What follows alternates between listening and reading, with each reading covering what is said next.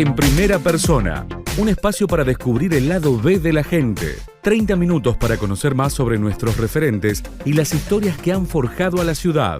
Con la conducción de Fabián Petenati y Nicolás Chetam. En primera persona.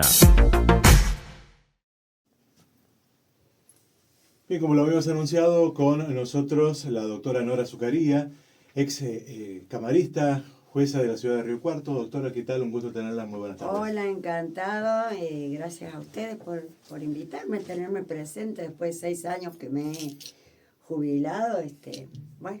Y sigue, obviamente, desde otro lugar vinculada, ¿le gusta interiorizarme sí. de algunas cosas sí, de otras no tanto, sobre todo por algunos medios periodísticos, especialmente de Capital Federal, que hacen de esto a veces, de esta cuestión, no sé, un marketing terrible y uno que lo vio desde adentro a veces se da cuenta de lo distantes que están de la realidad y de las dificultades reales de la justicia a veces para llegar a la verdad de los hechos, ¿no?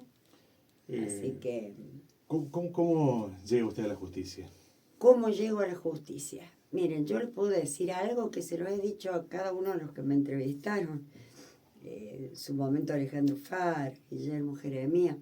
Creo que tenía no más de 7 u 8 años cuando yo ya lo que quería era descubrir quién era el autor de determinadas cuestiones, por supuesto cuestiones delictivas, conflictivas con la ley penal, que yo ni sabía los nombres, digamos, ley penal, pero no, andaba ahí poco más con una lupa investigando.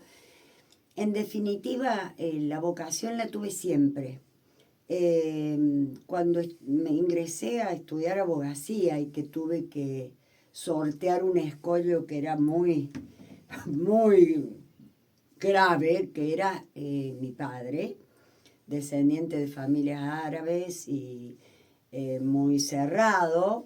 Para él la abogacía era una profesión para hombres, no para mujeres. Además vivió en el campo toda la vida. Yo me crié, hice la escuela primaria en el campo, secundario en Berrotarán.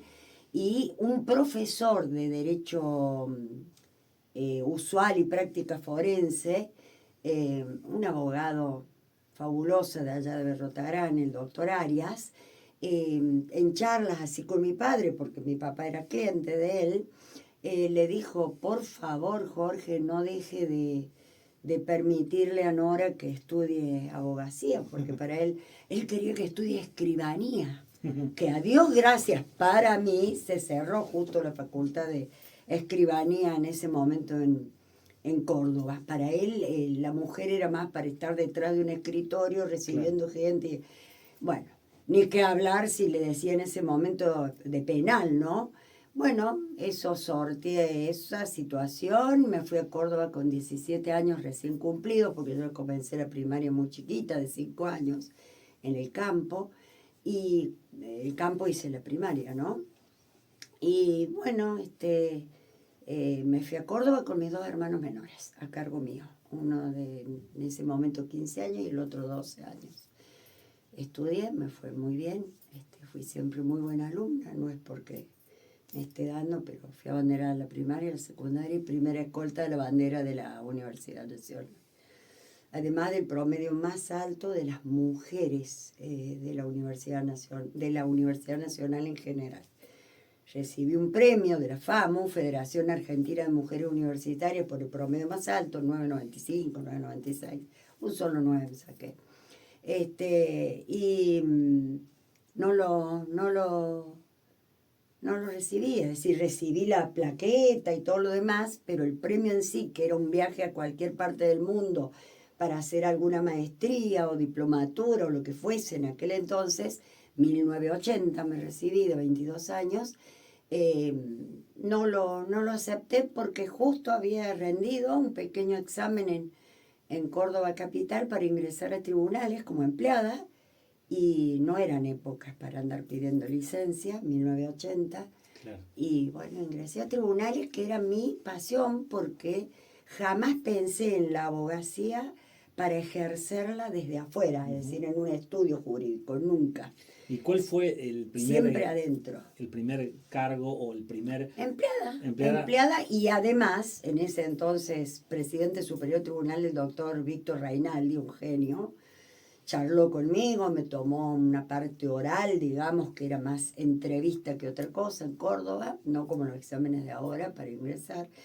Y me dijo, bueno, yo sé que a usted le fascina penal, pero en penal mujeres no, entonces va a ir a penal, pero penal del juzgado de menores. Yo le dije que venía a Río Cuarto, que me quedaba más cerca, tenía conocidos, mis padres son de la zona de cerca de Villa Caña del Sauce, por ahí, departamento Caramuchita, entre el río Los Sauces y la Cruz, más específicamente. Y me quedaba más práctico aquí. Además, que para ingresar en Córdoba no debíamos ser ya abogados recibidos. Y yo mientras estudiaba, si bien me invitaron a ingresar al Poder Judicial muchas veces por el promedio, no lo acepté porque tenía a mi hermano a cargo y bueno, vivía con mi hermano solita, ya en ese entonces me había quedado uno allá, el otro se había venido al campo a trabajar. Y bueno, me quedé con ese hermano y ya no entré. Y sí me entero que en Río Cuarto, a la inversa, ingresaban ya los recibidos, porque acá no había facultad de abogacía. Entonces, bueno, averigüé y entré como empleada.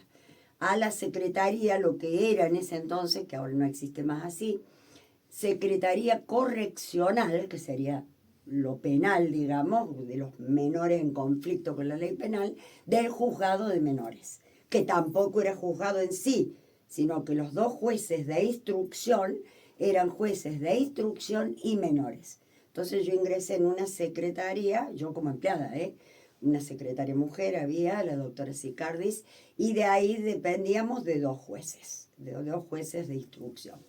¿Y cuándo llega a la Cámara? Hice toda la carrera yo. Ah, Me sorteé un cargo que para muchos hice un per saltum, pero bueno, otra que per saltum. Fui empleada, 5 o 6 años, empleada. Luego ingresé, me llevó en una terna el doctor Bustamante para secretaria del juzgado de instrucción, que después, mirándolo ya con el diario del lunes, más que del lunes, después de 38 años, fue uno de los cargos más dinámicos, más estresantes y demás, que era secretaria del juzgado de instrucción.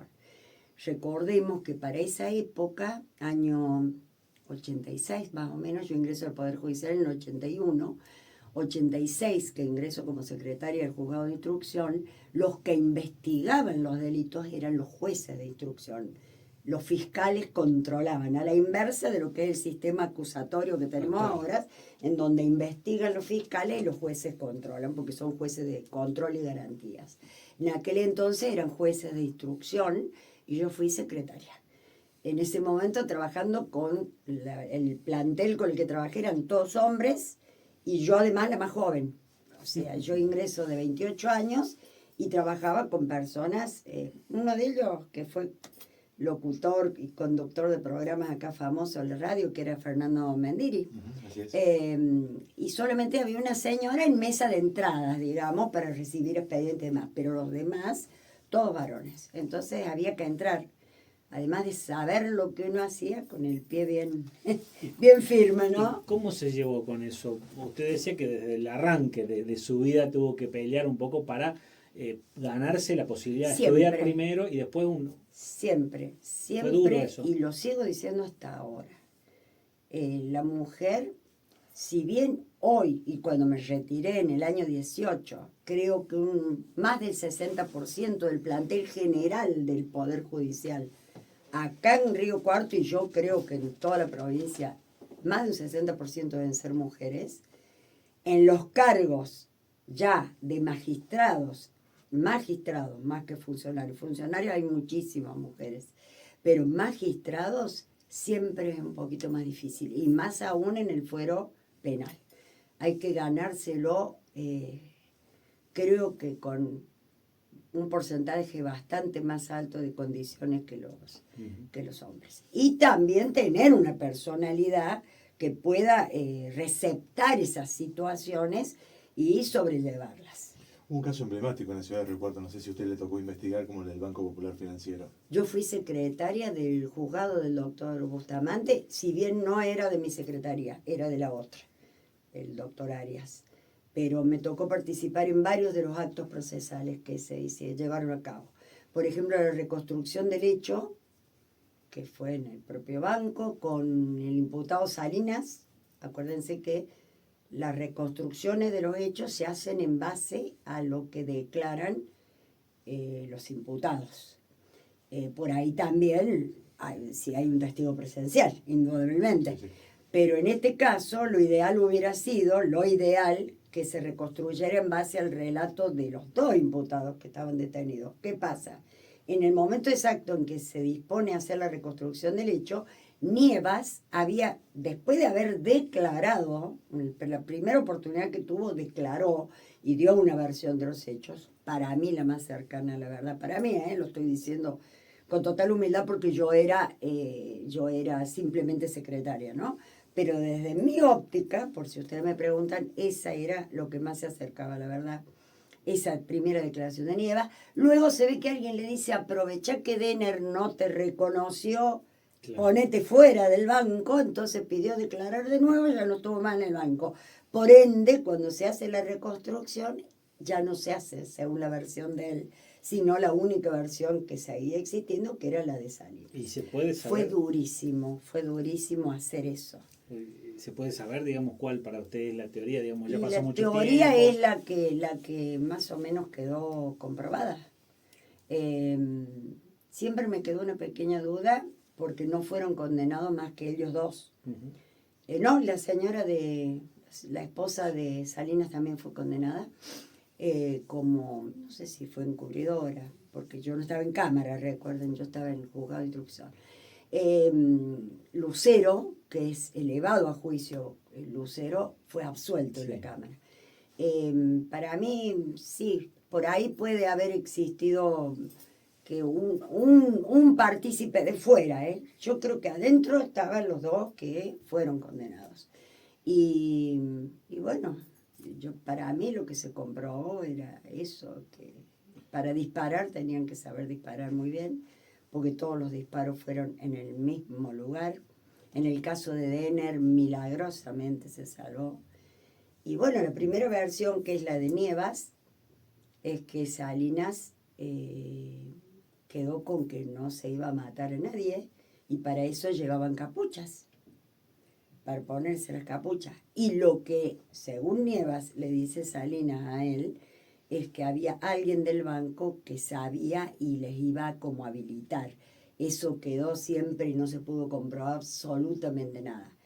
Pero que, ¿qué pasa? Dice Nievas. Cuando llegamos, se nos rompe la moto en el camino, y es cierto, la moto tenía una falencia, se nos rompe la moto, ya llegamos 10 minutos más tarde de lo que teníamos que llegar, y en vez de uno ya había 3 personas.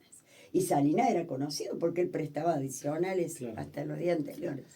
Bueno, vamos a ir a una pausa, doctora, pero le vamos a dejar una pregunta para que nos responda cuando regresemos, y tiene que ver con cuál fue el caso o la causa más difícil que le tocó afrontar. Ya como vocal de cámara. Exacto, como jueza a lo largo de toda su trayectoria judicial. Perfecto. Después de la pausa nos responde la doctora Nora Zucaría. Regresamos de la pausa, estamos con la doctora Nora Zucaría. Hace 6 años, como lo dijo ella, ya está jubilada, fuera del Poder Judicial de la ciudad de Río Cuarto, el Poder Judicial de la provincia de Córdoba.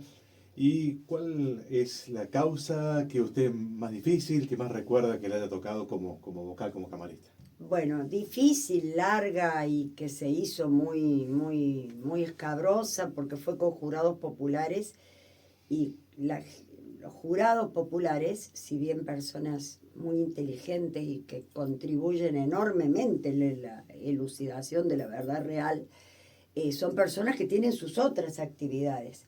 Y hubo un juicio paradigmático que se nos hizo muy largo, 3 meses, 4, pero sobre todo porque uno de los defensores era de la ciudad de Córdoba capital, una persona muy, muy famosa dentro del foro de abogados, y tenía casos en Buenos Aires, en Córdoba capital. Entonces, bueno, fue dilatando. ¿Y por qué difícil? Porque para uno que toma apuntes a toda velocidad, nunca tomé en la computadora, muy manual lo mío, a mano, mitad en caligrafía común y mitad en estenografía o, como se decía, taquigrafía.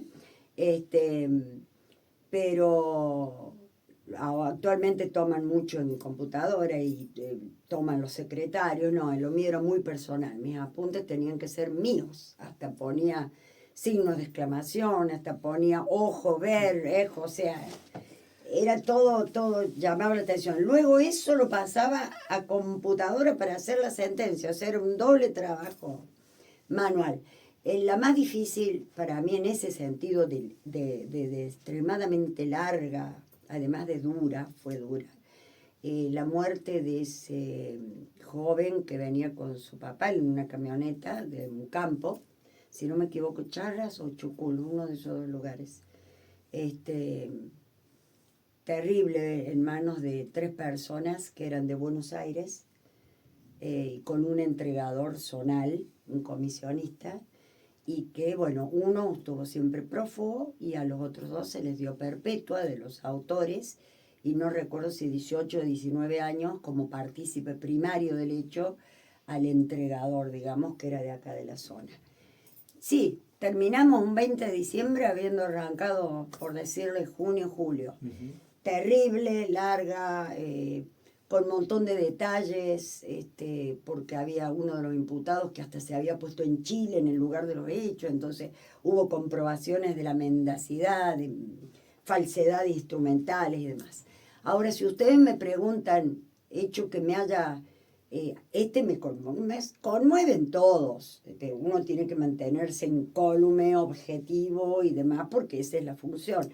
Pero hubo uno que en más de un momento de la audiencia, como mamá de niños, en ese entonces jovencitos o chicos, no sé si alguna vez no me tuve que levantar una lágrima, fue la muerte de un niñito por parte del padrastro, a puntapié en la parte del hígado, y que la mamá lo tuvieron en una cama agonizando más de un día, y cuando ya lo llevan al hospital, deciden llevarlo al hospital, el chico ya estaba muerto y le había tapado el hematoma gigante que tenía en ese momento con talco, que a mí se me quedó grabado porque para mí ese fue el detalle objetivo más importante para decir que ella conocía de la situación y conocía que la criatura había fallecido.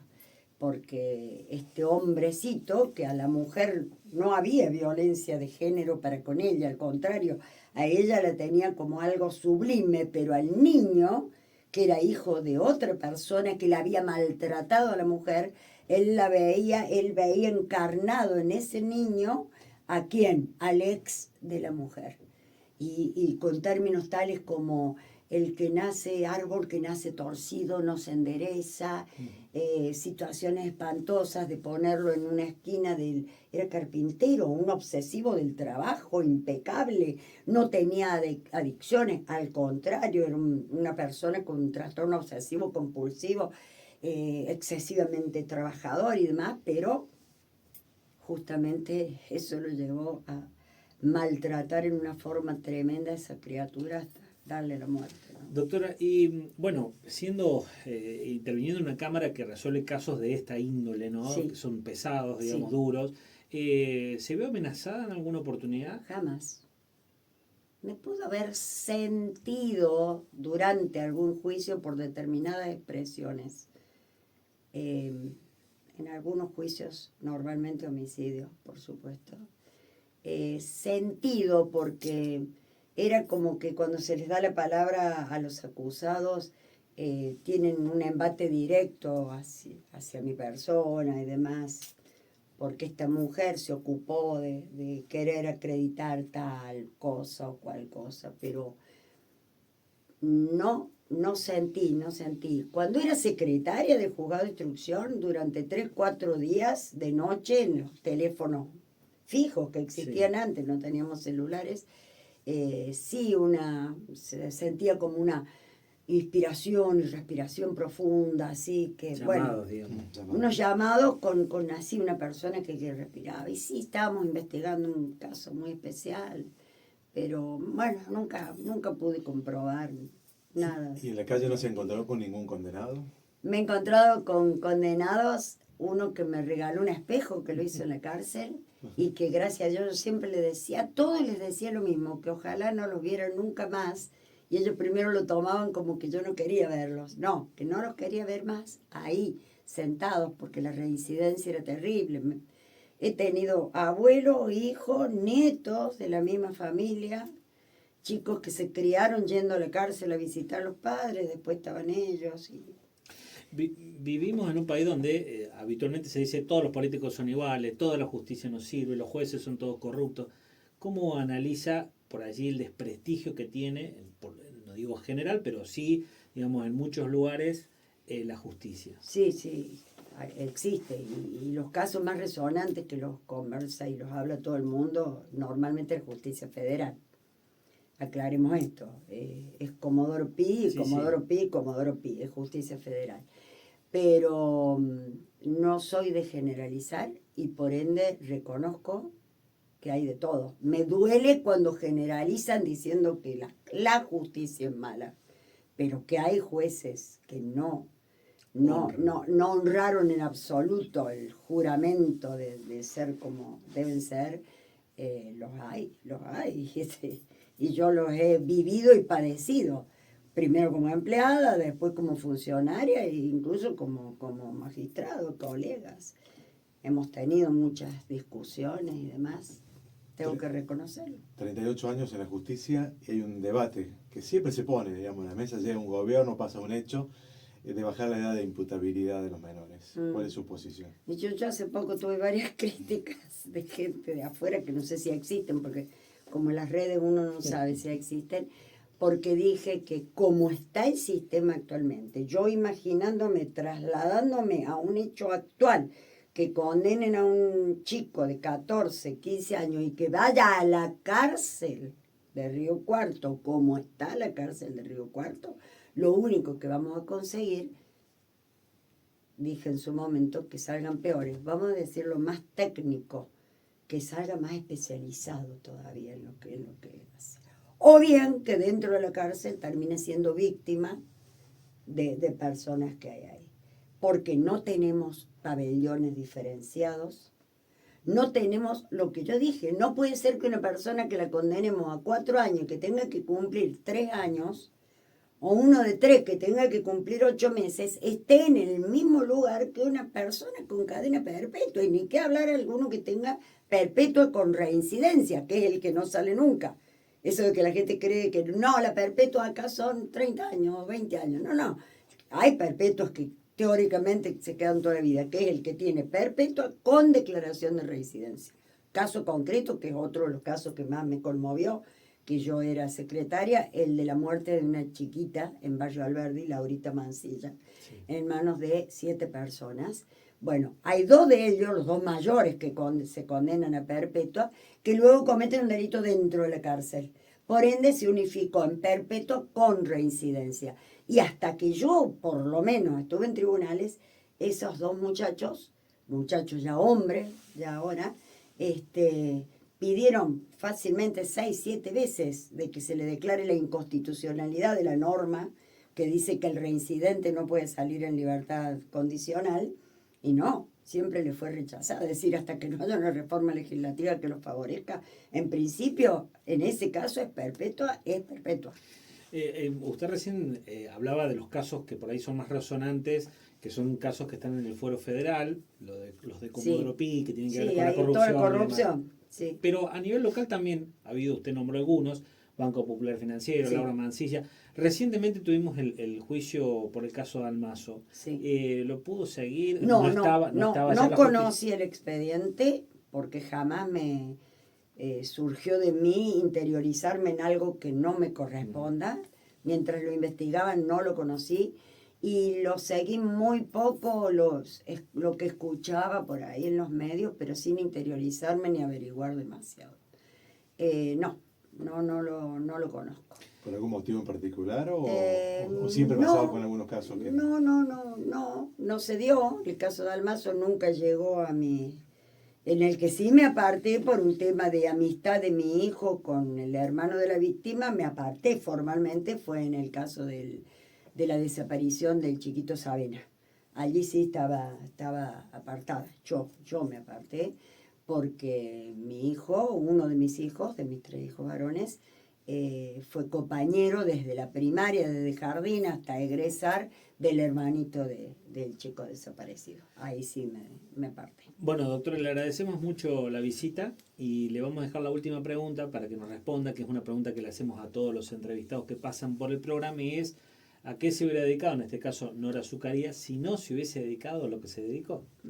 Qué difícil, ¿no? Porque lo mío fue tan lineal, que le diría que si hubiera nacido de nuevo, hubiera sido lo que fui, pero me hubiera dedicado, además de lo que también no dejé nunca de dedicarme, que es mi familia, porque soy una mamá muy presente, que tengo que agradecerle a mi esposo y a una señora que se encargó del cuidado de mis hijos durante 30 años, la mamá postiza de mis hijos.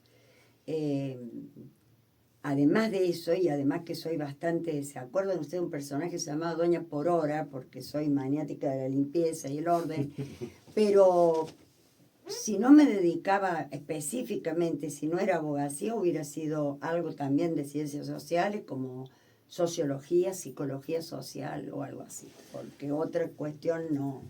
Ciencias naturales las estudiaba para no bajar el promedio. La matemática era buenísima, pero no era mi pasión, no era mi gusto, entonces no. Le agradecemos mucho la visita. Muchísimas gracias a ustedes. Hasta la próxima.